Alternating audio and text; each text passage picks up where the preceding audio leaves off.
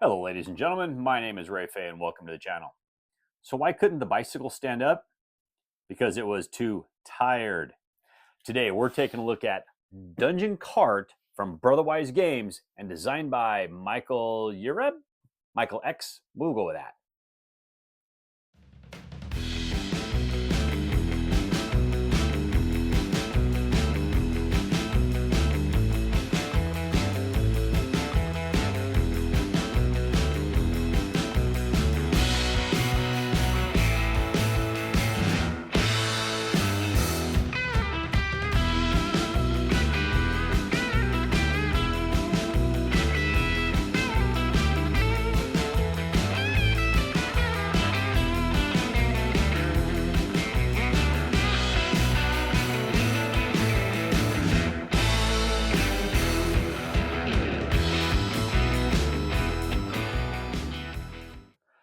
Dungeon Kart from Brotherwise Games is a 2 to 8 player game where you're drafting a racer. You're going to draft a dashboard as well. It's going to be basically your car, and you're going to be maneuvering around a dungeon and a bunch of set of tiles. Now, those tiles are going to have a whole bunch of hazards on them. They're going to have some coins on them. They're going to have some spell slots on them.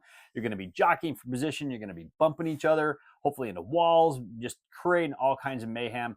And you're trying to be the first one to cross the finish line and win the race. So I tell you what, let me explain how the game plays, and then I'll give you my final thoughts. So to play the game, the first thing you need to do is set it up. So to set it up, what you're going to do is you're going to figure out of everybody that's playing, who's going to be the first player. Then you're going to take a number of character cards, equals the number of people playing, plus one, and you're going to put them on the table, and we're going to do a draft, starting with player one and going clockwise around the table. Everybody's going to pick a driver that they want. Once that is done, now you're going to take a random number of dashboards or cars, all right? And what you're going to do is you're going to put those on the table equal to the number of players plus one, and starting in reverse turn order, you're going to draft a car. So all of the cars or dashboards are asymmetric, so each one's a little bit different, and each one of the drivers is a little bit different. So every time you play, you're going to have this different combination of stuff. Once that's done, you're going to determine what race do you want to play. All right, now you can do a predetermined one that's in the book, just map it out. Okay, or you can make up your own. If you want to make up your own, that's no big deal. The tiles are double-sided. You just have to make sure that the track matches all the way. You can either do a straight, wiggly line. You can have a loop, however you want to do it. You just need to make sure that tracks line up between tile and tile. Okay. Once you have all that done, then what you can do is you can take all the 10 tokens and you're going to put those into the hazard bag, and then all of the red spots that are the little red triangle spots, okay, that are on all the map pieces, you're going to take a token out of the bag and you're going to put it on there. And those are the hazards you're going to face throughout the entire game. All right. Then based on whoever's the first player, you can take your standee for your car, and you're going to line up the starting grid based on player 1, 2, 3, 4, in whatever order you're in. All right. Put all the rest of the tokens within easy reach of all the players because you're going to need them. Now you're going to shuffle the 3 decks of cards, the A cards, the B, and the C, and you're going to put those right by the placement track. And you get the placement track equal to the number of players that you're playing, and set that out in the cards you're going to buy it, because you're going to be getting those cards if you have spell books throughout the game, and I'll cover more on that here in a little bit. But once that's done, you guys are ready to play.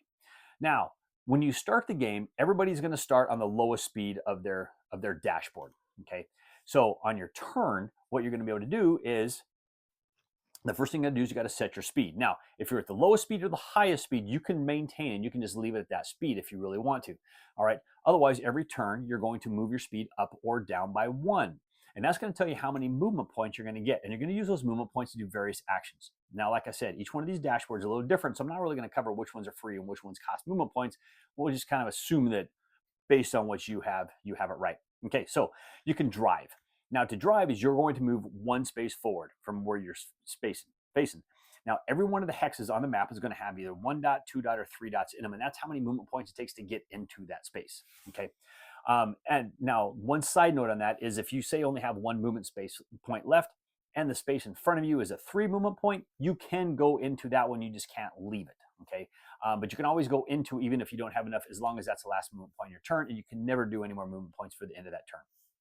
You can turn, which means you're going to take your car and you're going to rotate it either left or right 1 space. All right. And the turn action, you can only actually do once per turn. So you got to make sure you do that 1 turn at the right time. Now you can drift. So the drift is you're going to take your car and you're going to either move it to the next hex either to the right or the next hex either to the left. And that's also a once per turn as well. Okay. And it's either going to cost you 1 movement point or it's going to or it's going to cost you the movement points of the hex you're moving into, or it may be free based on your car. Who knows? Each car is different. You can do a bump action, which means if you're on the space of another car, all right, now you can never share the same space or end your turn in the same space, but if you're on the same space as another car as you're driving through them, you can bump them, which means you can spend a movement point or more, depending on your car, and you're going to move them either the straight ahead or to the left and right spaces, but you're going to move him out of there. You may bump him into a wall, which may spin him out or something else. Now, if you bump him into a wall and he doesn't leave the space you're in, you have to have enough movement points to be able to get out of that space, or you cannot take that action. All right. And the last thing you can do, it's not really done too much, but you can brake. So for 1 movement point, and you can only do this once per turn, you can actually lower your speed by 2 steps. Okay, it's not something that's really done much, so it's not even actually on your dashboard. It's just one of those side rules. Okay, but otherwise, that's what you're doing. So on your turn, you're setting your speed. You're doing one of those different actions for your.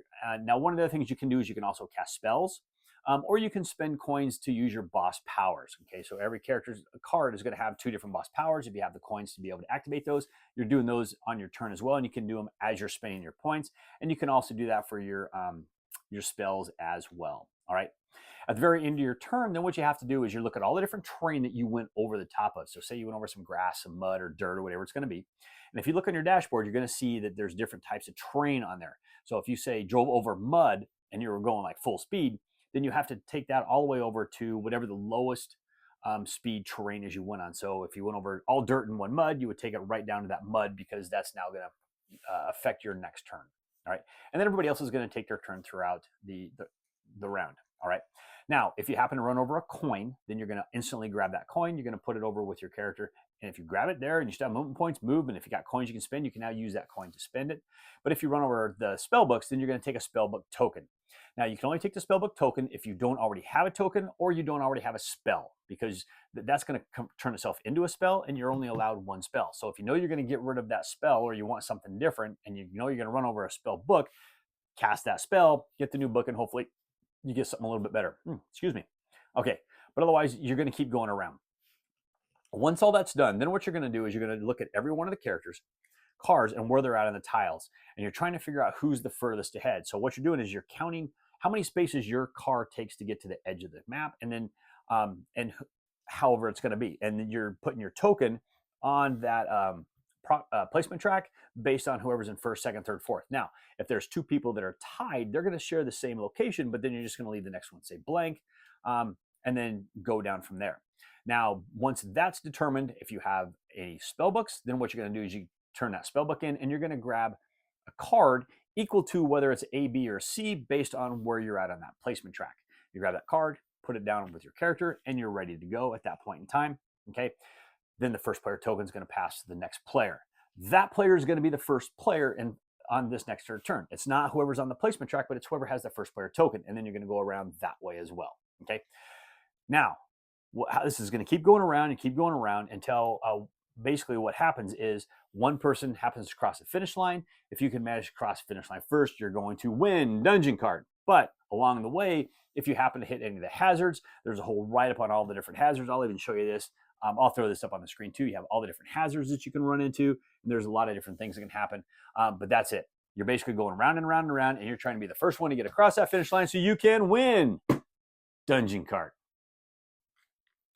All right, folks, that was a really quick, well, probably a longer than it needed to be, explanation of kind of the basics and how to play the game. Now, there's a lot of stuff I left out. I didn't talk about all the different hazard effects and a lot of the little nuances that the game has as well as for going around the track, because every one of those is going to be different based on the map you set up. Because there is a whole bunch of tiles in this game, and you're not using but maybe half of them for every game. And like I said, and plus they're double-sided, so there's so much going on. And there are so many configurations you can do with the different tracks. It is just ridiculous. Okay. Now, this game is set in the Boss Monster world, and I like Boss Monster. I played it a lot with my daughter. It was a really fun game for us. I know I gave it to her when she moved out of the house, and it's one that she still plays all the time. Okay. I've talked to her the other day, and she's like, I'm still playing the Boss Monster all the time, which is great. And this game is set in that world. Now, this game, in my book, is Mario Kart, the board game, because this thing to me plays like a Mario Kart video game would play. And that's what really draws me to this game. Now, I know this game plays for ages 10 and up. There is some text you got to read on the cards, but my grandson's 7, and I'm pretty sure he can play this game. Haven't had a chance to try it with him yet, but I'm pretty sure he can play this game if I help him out in the text on his cards and when to potentially use them. Because otherwise you're just moving around the board and you're trying to spend your movement points and figuring out how you're going to be able to do everything. Some of it's icon based, and the icons are easy to figure out. Okay, especially when you're figuring out whether it's going to cost you 0 movement points to do something or it's going to cost you 1 movement point to do something. Okay, it's really fun in that aspect. Now, one of the things that I think is cool, and I kind of want to cover the things that I like about this game first. One of the things I think is really cool is every one of the characters is going to have a very asymmetric power. Okay, and some of them I think are actually way better than others. Are they balanced? I'm not quite thinking so, but you know what? It's all about the combinations you're going to get between your character and the car or dashboard that he's going to get, because some of them just seem a lot more powerful than others. All right, but they may cost an extra coin or two as well. So, like, you know, one of the characters, I think it's the king. He for 3 coins, he can take or use whatever power any other characters have on their top row, and for 4 coins, you can do the bottom row one. All right. Well, most of the other characters, it only costs them 2 coins to be able to do their power. He's going to spend 1 more, but he basically has everybody's power. That is a really tough ability because he can use the power that he needs at that point in time to try to get ahead. Now, the problem is when I played this game last, King was in the game and he finished dead last, and he was so far behind, it's ridiculous, but he got spun out at one point and he never really recovered. The other thing I like is the dashboards or the cars in this game too. Now, one of the cool things about them is, again, they're all different. Okay, and so that's the fun part about this game is you draft your character. And what I like to do is I like to draft the character that I know that I like. Okay, I want to try this guy, or he's got a power that's cool or whatever. But then you don't know what dashboards are going to be coming out, so you're not already predetermining what you may want to try to get. So you draft your character. Now we see what dashboards come out, and now you got to figure out, oh, which one do I want? None of these really go good with this character, or maybe this one. Well, I'm going to try to get this. But that in reverse turn order, you get to draw your draft board or dashboard. And that's where this game can really, really shine, is if you can get that combination of character and dashboard together, that is fantastic. Player 1 always has that advantage of being able to get maybe the coolest character, but they're going to get there's only a selection of 2 different dashboards they can pick from, and it may not be very good for them. You never really know.